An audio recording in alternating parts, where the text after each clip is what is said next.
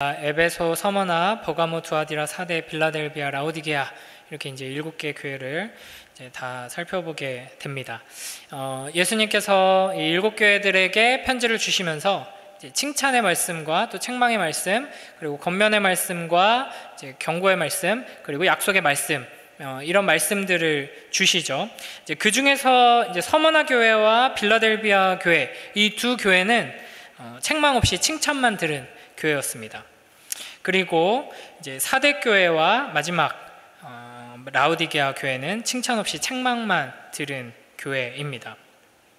그래도 이제 사대 교회를 보면은 3장 4절에 칭찬할 게 없지만 이제 그래도 아직 그 옷을 더럽히지 않은 사람들이 있다라고 말씀을 해 주시거든요.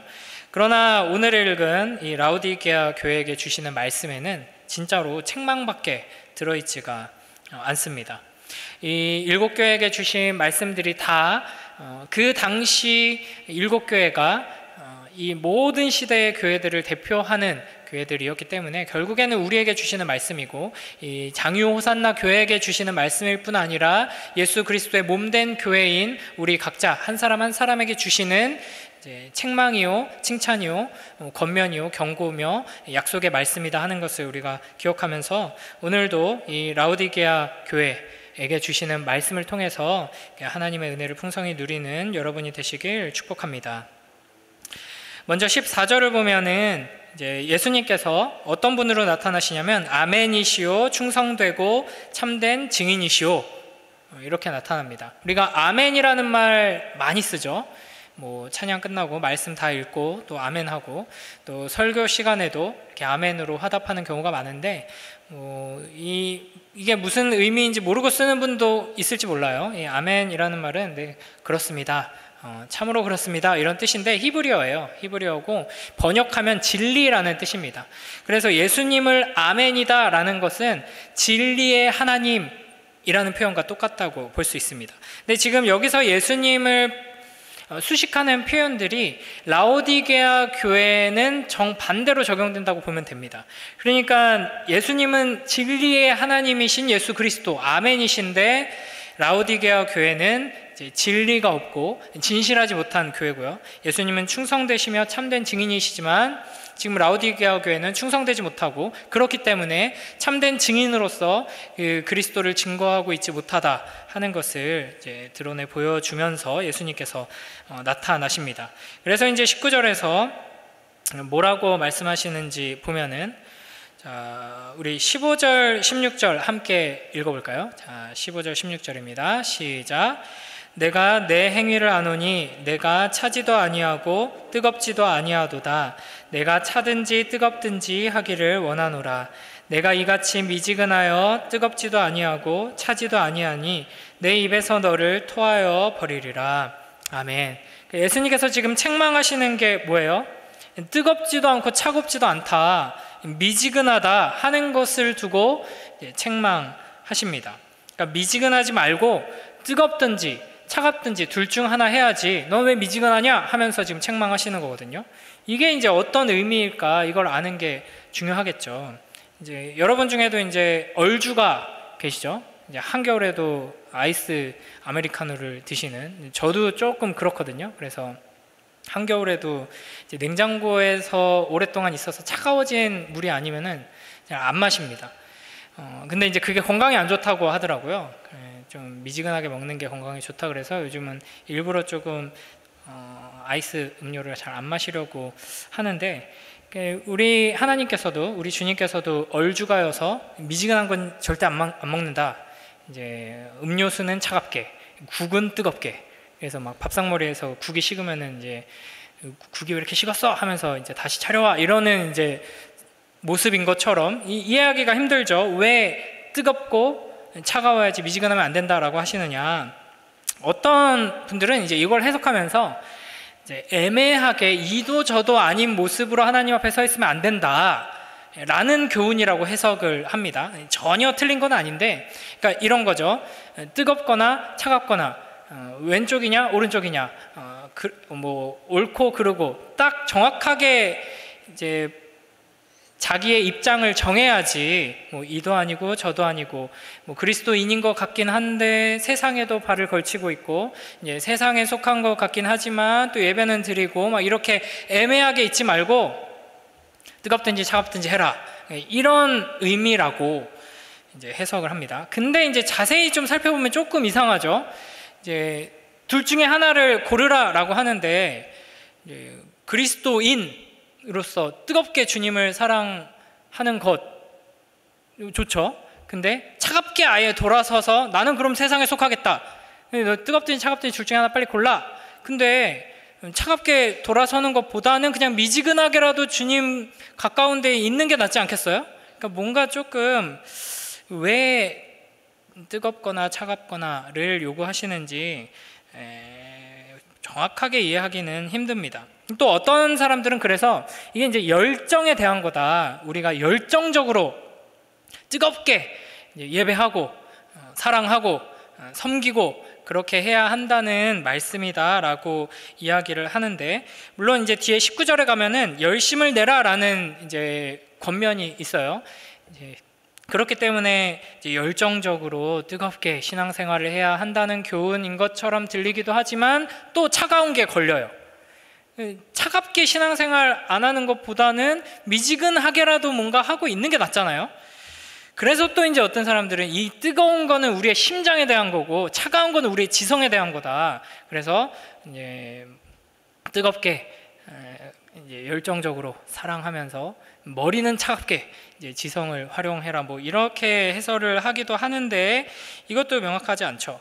그러니까 이 예수님께서 이렇게 말씀하신 이유를 우리가 분명히 알기 위해서는 의외로 라오디게아 교회가 속한 이 도시의 지형을 알아야 됩니다.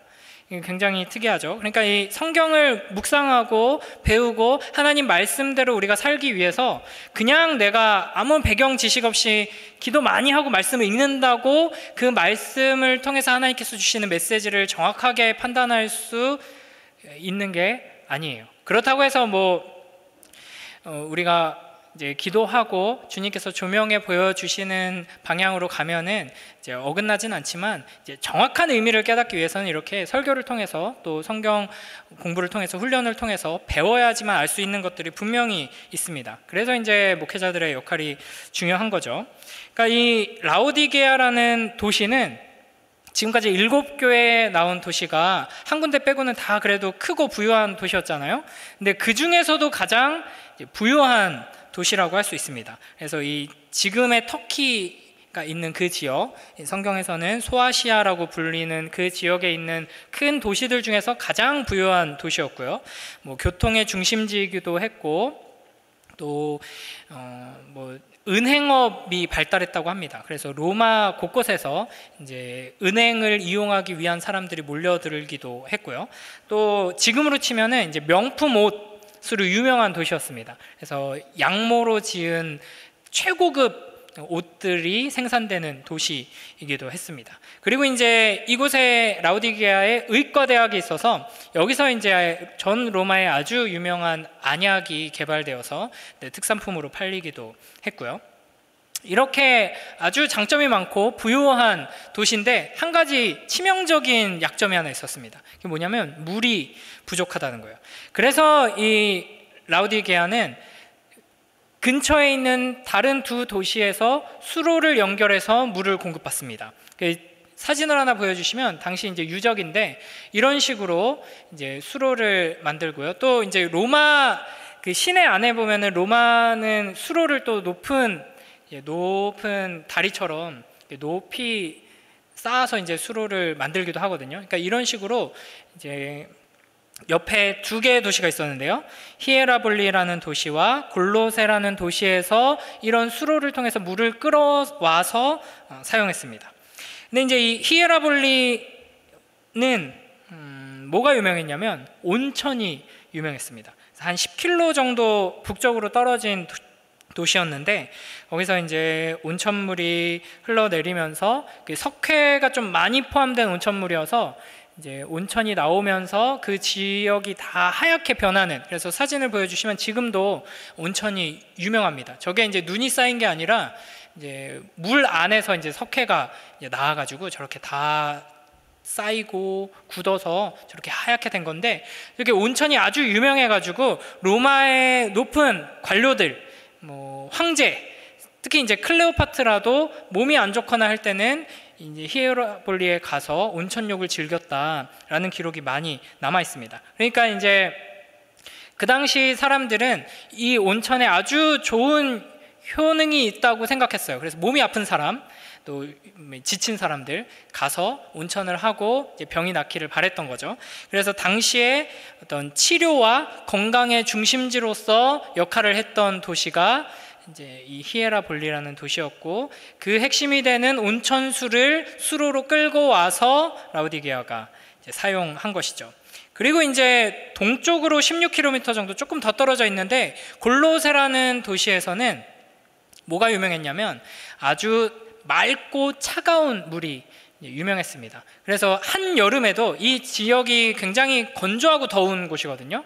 그러니까 우리처럼 이제 습하고 더운 게 더 힘들긴 한데, 이제 건조하고 더운 지역에서 이제 이 한여름에도 맑고 차가운 물이 계속 흐르는 도시가 골로새였기 때문에, 이제 마치 이거는 이제 골로새가 아니라 지리산 계곡인데, 한여름에도 지리산 계곡 가면은 막 춥잖아요. 그런 것처럼 이렇게 차가운 물이 계속 흘러서 지친 사람들이 저기 가서 저 차가운 물에 몸을 담그고 차가운 물을 마시고 하면서 또 쉼을 얻곤 했다고 합니다.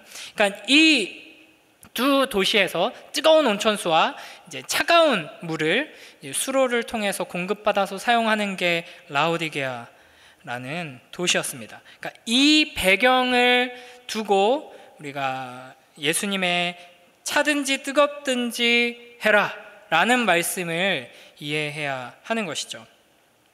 그러니까 예수님께서는 이 뜨거운 온천수를 가지고 많은 사람들을 치유하고 회복시키는 이 히에라볼리의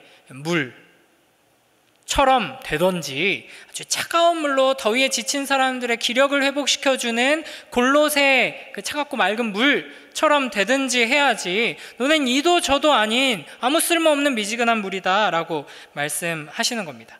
그러니까 이게 온천수는 굉장히 좋고 차갑고 맑은 골로새 물도 굉장히 좋은데 수로를 타고 10km, 16km를 와야 되잖아요. 뭐 수도관이 지금처럼 뭐 동파이프 뭐 이런 걸로 제대로 돼 있는 게 아니라 그냥 시냇물처럼 졸졸졸 흐르게 10km, 16km를 파놓은 거예요. 그렇게 오다 보니까 오염될 뿐 아니라 미지근해지는 거죠. 팔팔팔 뜨거웠던 온천수가 미지근한 물이 되고 차가웠던 물이 미지근한 물이 되는 겁니다. 그래서 예수님께서 뭐라 그러세요? 이제 미지근하여서 뜨겁지도 아니하고 차지도 아니하니 내 입에서 너를 토하여 버리리라 라고 말씀하십니다. 그러니까 너는 이 물을 뭐 이제 욕탕에 이 물을 받아가지고 뭐 온천욕을 즐길 수도 없고 꿀꺽꿀꺽 시원하게 마실 수도 없고 이거 뭐 역겨운 물이다, 아무 쓸모가 없다라는 거죠. 실제로 이제 이 온천수도 그렇고 골로새 물도 그렇고 이제 미지근한 상태로 10km, 16km를 수로를 타고 온 상태 그대로 마시면은 너무 역겨워서 사람이 도저히 마실 수 없는 상태였다고 합니다. 제가 초등학교 5학년 때인가 6학년 때 한여름이었는데요. 아직도 생생하게 기억이 나는데 제가 살던 집이 아파트 18층이었어요. 근데 이제 학교 끝나고 막 신나게 놀고 이제 때양볕 제일 더운 시간에 이제 집에 딱 들어가려고 아파트에 딱 들어왔는데 엘리베이터가 고장이어서 점검 중이더라고요.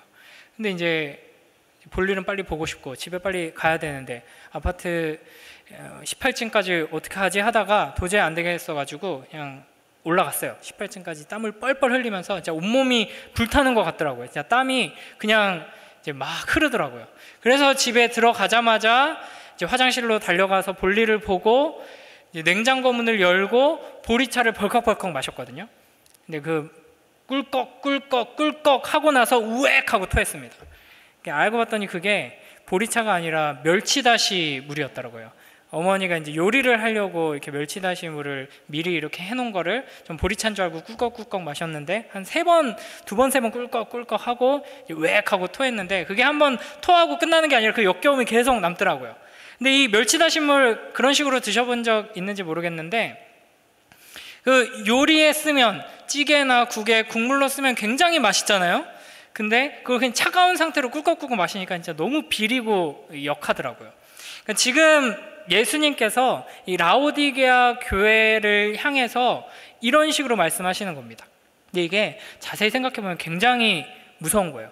너 계속 그딴 식으로 하면은 내가 가만히 두지 않을 거야, 이렇게 경고를 하신다든지, 너 지금 정신 차려야 돼, 너 스스로 굉장히 지금 괜찮다고 생각하지, 너 죽어 있어, 이렇게 이제 말씀을 하시는 것도 굉장히 무서운 일이지만 그래도 그 책망과 경고의 말씀을 들으면 되거든요. 근데 지금 이 예수님의 표현은 너 역겨워, 이렇게 지금 말씀하시는 거거든요. 너 토할 것 같아.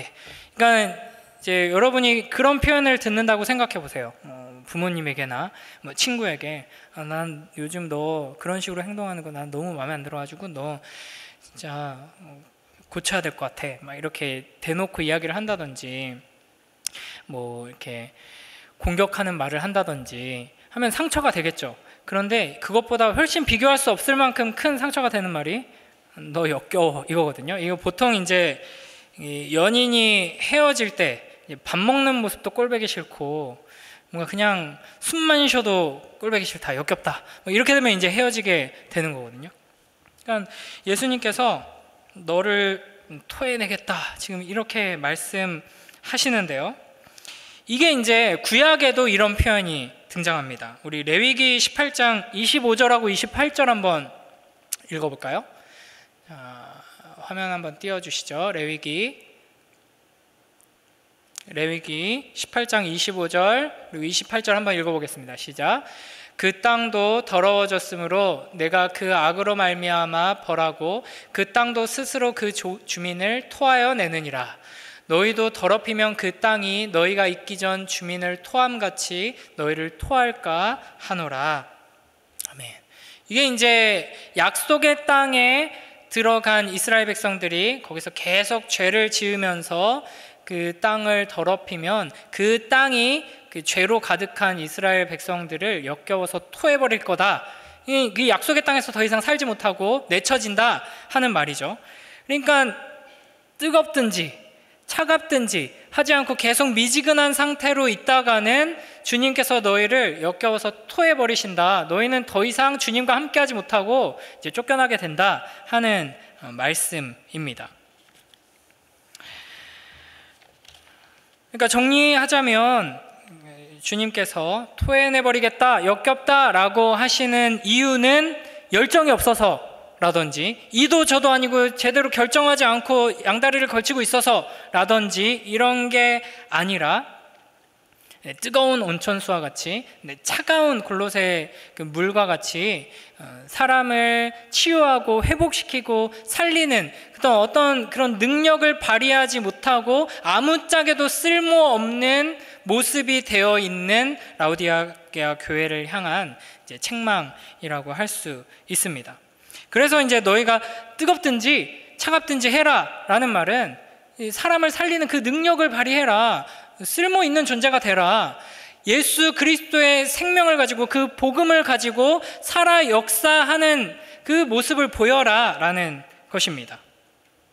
그러니까 결국 이 쓸모 없음, 능력 없음, 생명 없음이 주님에게는 역겨움이 되는 것이죠. 그래서 예수님께서 이 말씀을 시작하실 때 내가 내 행위를 아노니 라고 말씀하시죠. 그러니까 너의 마음속에 어떤 열정이 없다, 뭐 이런 것이 아니라 너의 그 행위에 열매가 없다라는 것으로 이 책망을 시작하고 계신다 하는 겁니다.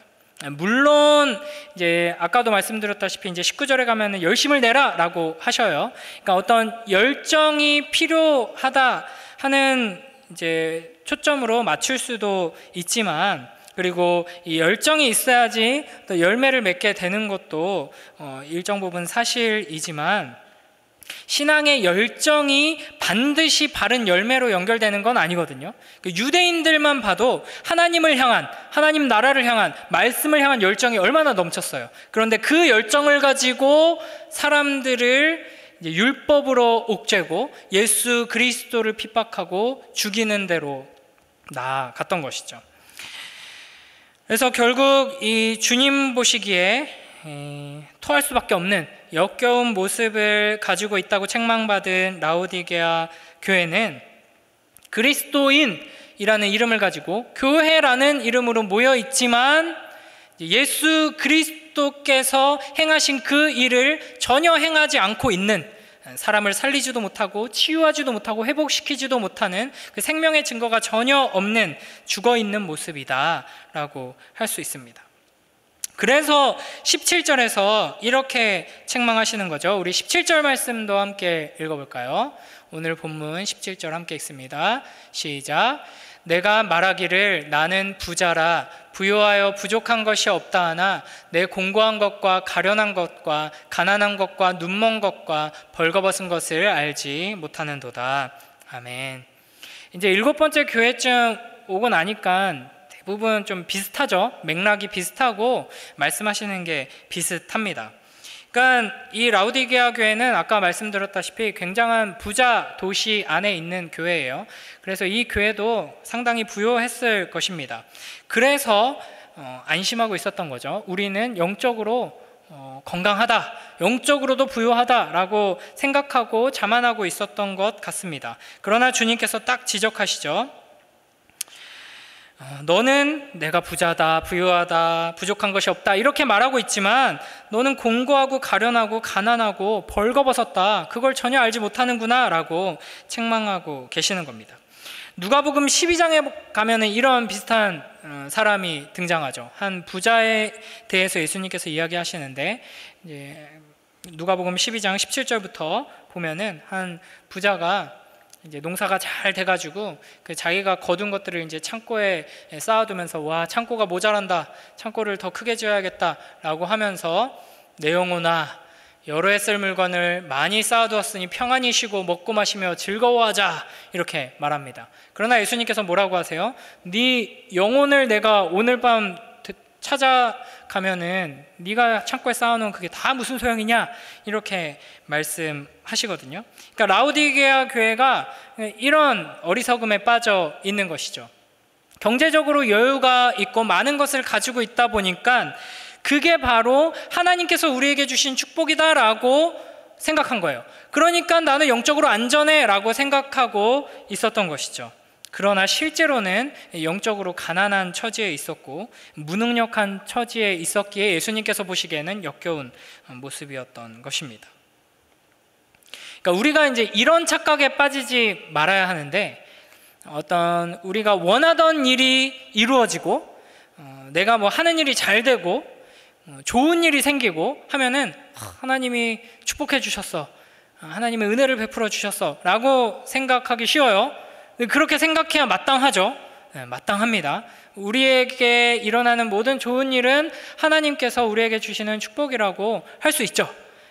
그러나 그렇다고 해서 나의 영적인 상태가 내가 지금 가지고 있는 거, 이루고 있는 거, 누리고 있는 것들과 동일하게 여겨지면 안 된다 하는 겁니다. 그러니까 공부가 잘 돼서 성적이 잘 나오고 내가 원하던 학교에 가고 원하던 회사에 취직하고 돈을 많이 벌고 사업이 성공하고 건강이 회복되고 하느님마다 잘 되고 하면서도 영적으로는 피폐해져 가고 죽어가는 사람일 수 있고요. 반대로 하는 일이 하느님마다 다 안 되고 계획했던 것들이 다 어그러지고 뭐 어려움이 생기고 성적이 안 나오고, 그거는 여러분이 공부를 안 해서 그럴 가능성이 제일 크지만 어쨌든 뭐 안 좋은 일이 이렇게 막 생기고 어려움이 생긴다고 해서 그 사람의 영혼 또한 병들어가는 게 당연하지 않다는 겁니다. 그 상관이 없을 수 있어요. 그러니까 어떤 사람은 어려움 가운데서도 영혼이 건강하게 무럭무럭 자라나고 생명으로 충만할 수 있고요. 어떤 사람은 부요하고 모든 일이 잘 되는 하나님의 축복 안에 거하고 있으면서도 영혼이 메말라가는 경우가 있을 수 있다 하는 겁니다. 그래서 우리는 이제 이 하나님께서 우리에게 어떤 방식으로 일하시는가 하는 거를 바르게 알아야 합니다.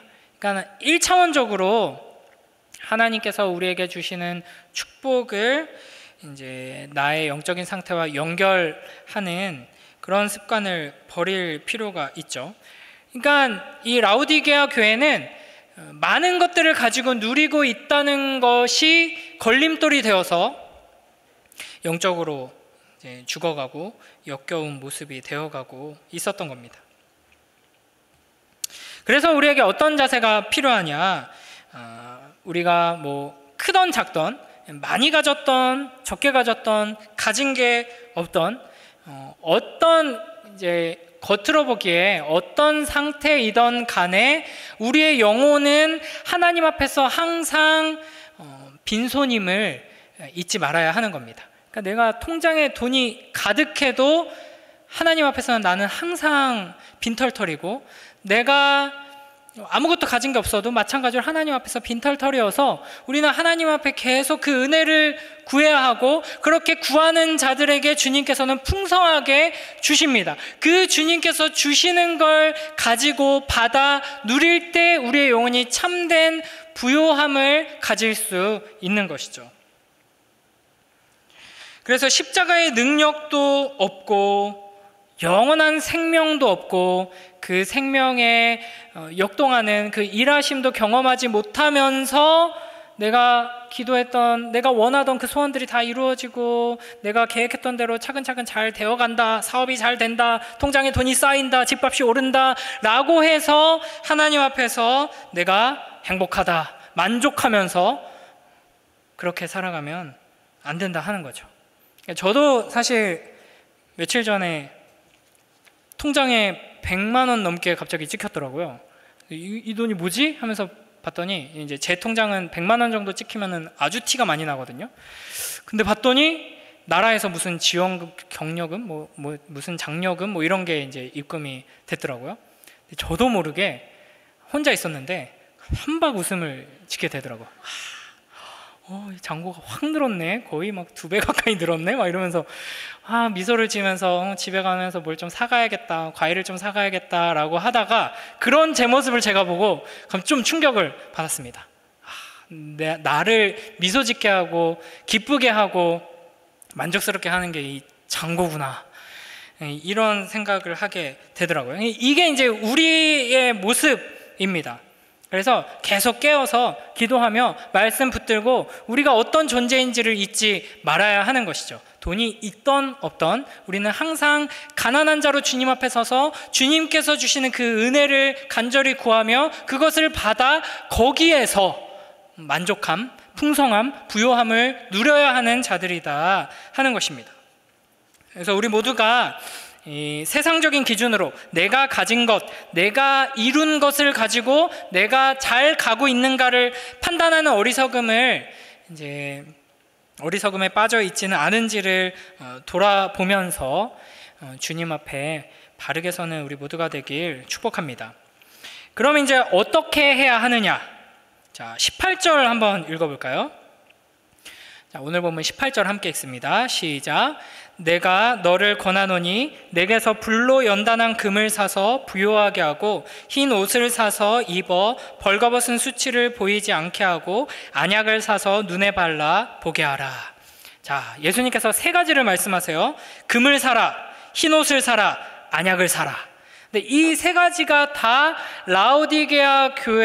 라오디게아라는 도시의 특성과 연관이 있죠. 그러니까 라오디게아 교회가 누리고 있는 것들과 연관이 있습니다. 그러니까 여러분 이제 성경 공부를 하려면 이 지리를 알아야 되고 역사를 알아야지 제대로 판단할 수 있죠. 가장 부유한 도시, 그 은행업이 발달한 이 도시에 살고 있는 라오디게아 성도들에게 불로 연단한 금을 사서 부유하게 하라 말씀하십니다. 이 사람들은 이미 우리 통장에는 금이 가득가득해, 우리 보물창고에는 금이 가득가득해 라고 하면서 그 자기가 가진 금으로 인해 만족해하고 안정감을 느끼면서 그 금이 바로 하나님의 축복의 증거고 내 영혼이 안전한 증거라고 생각하고 있지만, 아니, 너는 불로 연단한 금을 사야 한다. 어디서? 내게서. 예수 그리스도에게서 불로 연단한 금을 사야 한다고 말씀하십니다. 이것은 믿음을 의미하죠. 그리고 불로 연단한 금이라는 표현은 의미심장합니다. 불로 연단받아서 순수한 금을 이제 만들어내는 그 과정을 거쳐야 한다는 것이죠. 우리의 인생 가운데 걱정, 근심, 문제, 굴곡 없이 평탄하게 그냥 살아가는 것이 축복이 아니라 하나님께서 우리에게 주시는 연단들을 거치면서 우리의 믿음이 견고해지고 깊이 뿌리 내리는 것이 우리에게 가장 큰 축복이고 그것이야말로 참된 부요함이다라는 말씀입니다. 그러니까 뭐 수십억 자산을 가지고 있던 뭐 몇백억짜리 건물을 가지고 있는 건물주건 뭐 연봉이 수천이고 수억이든 그 아무 소용이 없다는 것이죠. 진짜 금을 가져야지 네 목숨이 사라지면 아무짝에도 쓸모없는, 이 세상이 불타 없어지면은 아무 의미가 없어질 그 돈 가지고 그 금 가지고 뭘 그렇게 기뻐하고 있냐, 어리석은 자여. 진짜 금, 영원한 가치를 가진 그 고난을 통과하여서 십자가를 통과하여서 견고하게 세워진 그 믿음을 가져라 라고 말씀하시는 것입니다. 그 다음에 흰옷을 사서 입어 벌거벗은 수치를 보이지 않게 하라 라고 말씀하십니다. 그러니까 요한계시록에서는 이 흰옷은 이제 성도의 선한 행실, 예수 그리스도께서 우리에게 입혀주시는 옷이죠. 그러니까 이 당시 라오디게아 도시가 명품 양털 옷으로 유명했다 그랬죠. 그러니까 뭐 엄청 비싼 값어치 하는 사람들이 입고 나가면 다 부러워하는 그런 비싼 명품 옷을 입고 있다고 해서 네 인생이 명품 인생이 되는 게 아니다. 너는 겉에 수백만 원짜리 수천만 원짜리 옷을, 액세서리들을 치렁치렁 달고 있지만 너의 존재는 역겨울 수 있다 하는 것을 말씀하시는 것이죠. 그럼 우리는 이 수치를 가리기 위해 이 역겨운 우리의 존재를 하나님께서 보시기에 아름다운 모습으로 회복시키기 위해 뭘 해야 되는가?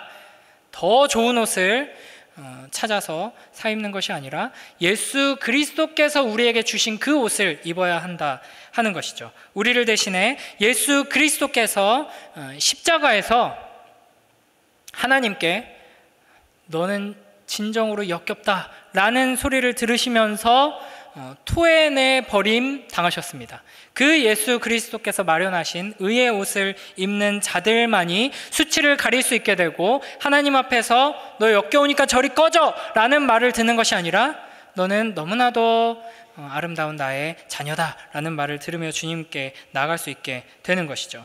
그리고 세 번째, 뭘 사서 바르라고요? 안약을 사서 눈에 발라보라 라고 말씀하십니다. 그러니까 이 세상에서 이제 좋은 눈을 가졌다, 뭐 그냥 이 시력뿐만 아니라 뭐 이 세상의 돈의 흐름을 나는 볼 수 있는 눈을 가졌다, 그런 뭐 지식과 지혜가 있다는 거죠.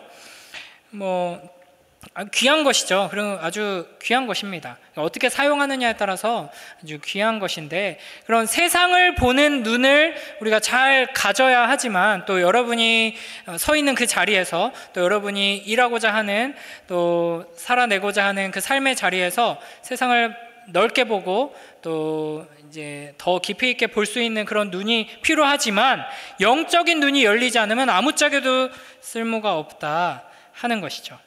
그래서 그 요한복음 10장에서 날 때부터 맹인이었던 자의 눈이 열린 것처럼 우리는 예수님을 만나서 그 영적인 눈이 열려야 한다 하는 겁니다. 그걸 나에게로 와서 안약을 사서 눈에 발라서 봐라 라는 말씀으로 표현하고 계신 겁니다. 근데 좀 이상하죠? 사서라는 표현이 좀 이상하죠? 사서 부여하게 하고 사서 입고 또 사서 눈에 발라라. 사실은 이 중요한 것은 내게서입니다. 그러니까 예수님께서 가서 우리가 값을 지불하고 사는 것이 아니라 예수님께서 값을 지불하고 사신 것을 얻어라 하는 것이죠. 그래서 이사야 55장 1절 보면 이렇게 말씀하십니다. 우리 함께 읽어볼까요? 시작. 오라 너희 모든 목마른 자들아 물로 나아오라. 돈 없는 자도 오라. 너희는 와서 사 먹되 돈 없이 값 없이 와서 포도주와 젖을 사라. 아멘. 그러니까 돈 없이 오라고 해놓고 사 먹으라고 표현을 하잖아요. 이게 이제 예수님께서 우리에게 주시는 이 금과 또 안약과 또 뭐죠? 금과 흰 옷, 이것들이 공짜여서 예수님께서 야, 이 공짜 많이 남는다, 나눠 가져라, 와서 가져가라, 이게 아니라 매우 값비싸고 그 누구도 어떤 대가를 치르더라도 얻을 수 없는 가치를 가진 것인데 예수 그리스도께서 자신을 내어주심으로써 사셨어요. 그 사신 걸 우리가 얻어야 한다라는 의미를 담기 위해서 이제 값없이 가져가라 라고 하면서 사라는 표현을 또 동시에 하고 있는 것입니다. 자, 이렇게 이 세상에서 우리가 얻어낼 수 있는, 또 세상이 그렇게 유혹하죠. 얻어낼 수 있다고 유혹하고 착각하게 만드는 금과 흰 옷과 또 화려한 명품 옷과 또 약들을 얻기 위해 인생을 허비하고 그걸 얻었다고 만족하고 안주하며 주님 앞에 역겨운 존재가 되는 것이 아니라 주님께로 나아가서 주님께서 주시는 것을 얻어 누리는 복된 우리 모두가 되길 주님의 이름으로 축복합니다. 이 말을 안 하려 했는데 마지막으로 우리 진짜 마지막이에요. 제가 양심이 있지 그렇게 조롱을 당하고 또 그렇게 하진 않을 거예요. 자, 마지막 20절 함께 읽습니다. 시작. 볼지어다 내가 문 밖에 서서 두드리노니 누구든지 내 음성을 듣고 문을 열면 내가 그에게로 들어가 그와 더불어 먹고 그는 나와 더불어 먹으리라. 아멘. 아마 이 구절도 조금 많이 들어보셨을 거예요. 유명한 그림도 하나 있죠. 이제 예수님께서 문 밖에 서서 두드리시는 그림이 하나 있습니다. 자, 이 그림 보면은 특이한 점이 하나가 있어요. 뭐가 있을까요? 문에 뭐가 없죠? 손잡이가 없죠. 그래서 자동문인가 아니면 뭐 이렇게 미닫인가 여닫인가, 이게 이제 그걸 표현한 거죠. 예수님께서 무력으로 문을 부시고 문을 열고 들어오시지 아니하시고 이제 안에서 열어주길 기다리며 두드리고 계신다 하는 것을 표현하는 그림이라고 할 수 있습니다. 그러니까 흔히 이 구절을 전도용으로 많이 써요. 그래서 주님께서 문 밖에서 두드리십니다. 마음 문을 열고 주님을 영접하세요. 이렇게 쓰는데 사실 이제 불신자들에게 주시는 말씀이 아니라 라오디게아 교회에게 주시는 말씀이죠. 그러니까 우리들에게 주시는 말씀입니다. 어떤 면에서는 예수님께서 잃어버린 영혼들을 찾으실 때 믿지 않는 자들을 주님께로 인도하실 때는 인정사정 봐주지 않으십니다. 그 문을 뿌개시고 들어가셔서 안 나오려고 하는 자를 끄집어 내가지고 이제 질질 끌고 가시는 게 어떻게 보면 예수님께서 이제 죄인을 구원하시는 모습이라고 할 수 있고요. 그래서 마태복음에서도 교회가 지옥의 권세를 이긴다, 직역하면 지옥의 문을 부시고 주님께서 들어가신다라고 말씀하시잖아요. 근데 이거는 이제 주님의 자녀라고 불리우는 자들, 우리들이 하나님의 말씀을 듣고 예배도 드리고 나는 그리스도인입니다 뭐 찬양도 하고 이렇게 살고 있지만 삶에 아무런 열매가 없고 능력이 나타나지 않고 미지근한 상태로 있을 때 주님께서 우리의 마음을 두드리시는 겁니다. 너 계속 그렇게 문 닫고 나랑 교제하지 않고 있으면 안 돼 하면서 문을 두드리시는 거죠. 그냥 근데 어떤 사람한테는 좀 부드럽게 똑똑똑 이렇게 엘사를 부르는 것처럼 두드리실 수도 있지만 어떤 사람한테는 아주 힘차게 쾅쾅쾅 두드리실 수도 있어요. 근데 이제 어떤 분이 이 부분에 대해서 이렇게 표현을 하시더라고요. 예수님께서 왼손으로 두드리셨을까요? 오른손으로 두드리셨을까요? 근데 그분은 어떤 분이 이렇게 표현을 하시더라고요. 발로 두드리셨을 거다. 왜냐하면 예수님께서 왜 열어달라고 하는 거예요? 너 안에서 뭐해? 열어봐. 이게 아니죠. 너 가진 거 뭐 있어? 다 내놔. 이게 아니에요. 예수님께서는 지금 아까 말씀하신 그걸 주기를 원하시는 거예요. 나에게 있는, 내가 널 위해서 산 이 금을, 이 흰 옷을, 이 뭐죠? 세 개밖에 안 되는데 왜 자꾸 생각이 안 나죠? 이 안약을, 너의 생명을 살릴 이 약을, 너에게 참된 기쁨이, 만족이 무엇인지를 알려줄 이 번쩍이는 황금을 내가 널 위해서 샀다. 내가 널 위해서 십자가에서 내 모든 것을 쏟아내고 마련했다. 내가 이걸 너에게 주길 원한다. 그러니까 문 좀 열어봐라 하면서 두드리시는 거예요. 그래서 뭐라고 말씀하세요? 20절 다시 보면은, 문을 열면 내가 그에게로 들어가서 그에게 대접을 받으리라가 아니에요. 그의 모든 것을 이제 내 것으로 취하리라가 아니에요. 그와 더불어 먹고 그는 나와 더불어 먹으리라. 그러니까 밥상 차려가 아니라 내가 다 준비해 왔어. 문만 좀 열어줘. 내가 널 위해 준비했어. 내가 널 위한 양식으로 여기 왔다. 날 좀 먹고 살아야 되지 않겠니? 내가 주는 이 금을 보면서 진정한 기쁨이 뭔지를 맛봐야 되지 않겠니? 라고 하면서 문을 두드리고 계십니다. 함께 먹고 마신다 하는 것은 아주 친밀한 교제를 의미하는 거예요. 여러분, 주님과 친밀한 교제를 누리며 하루하루 살아가고 계십니까? 주님께서는 여러분의 마음 문을 계속해서 두드리고 계십니다. 양손 가득 여러분에게 줄 귀한 선물을 들고 발로 쿵쿵쿵 두드리면서 여러분의 마음 문을 두드리고 계십니다. 문 꼭 닫고 그 안에서 금세 사라질 가짜 황금 들고 조화를 하지 말고, 사실은 그 황금도 없어요. 사실 여러분 손에는 뭐가 있냐면 황금을 얻을 수 있다는 거짓된 약속밖에 없어요. 너 지금 열심히 하면, 근데 열심히도 안 하잖아. 근데 열심히 하면 연봉 5천 될 수 있다. 연봉 1억 될 수 있다. 네. 넓은 집에 외제차 끌면서 살 수 있다. 떵떵거리면서 살 수 있다 하는 헛된 약속. 제가 특히 이제 중고등부 친구들에게 반복적으로 많이 말씀드리지만, 이 세상에 성공한 사람들 극소수예요. 다 게을러서 성공한 사람들이 극소수가 아니라 원래 이 세상은 그래요. 여러분이 아무리 능력이 많고, 여러분이 아무리 열심히 살고 주변에서 많이 도와줘도 성공할 수 있는 사람, 여러분이 꿈꾸는 그 부자가 되고 성공하고 위대한 사람이 될 수 있는 사람은 극소수입니다. 여러분 중엔 거의 없을 거예요.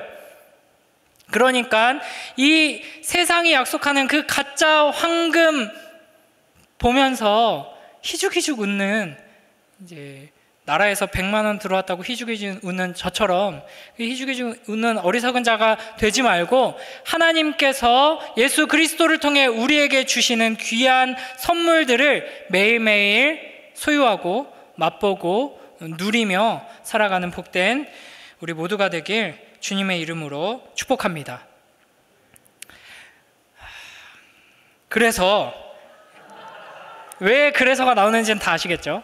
자, 그래서 여러분, 매일매일 예수 그리스도를 붙들고 미지근한 존재가 아니라 뜨겁게 또 차갑게 살아있는 하나님의 자녀답게, 지금도 역사하시는 예수 그리스도를 모시고 살아가는 자답게 생명의 증거가 여러분의 삶 속에서 풍성히 드러나므로, 주님께서 여러분을 보실 때 저거 뭐 미지근해서 역겹고 아우 토 나올 것 같아가 아니라 너무 뜨뜻하고 뜨끈해가지고 좋다, 아우 차갑고 시원하고 좋다 라고 주님을 기쁘시게 하는 복된 여러분의 하루하루가 되길 주님의 이름으로 축복합니다.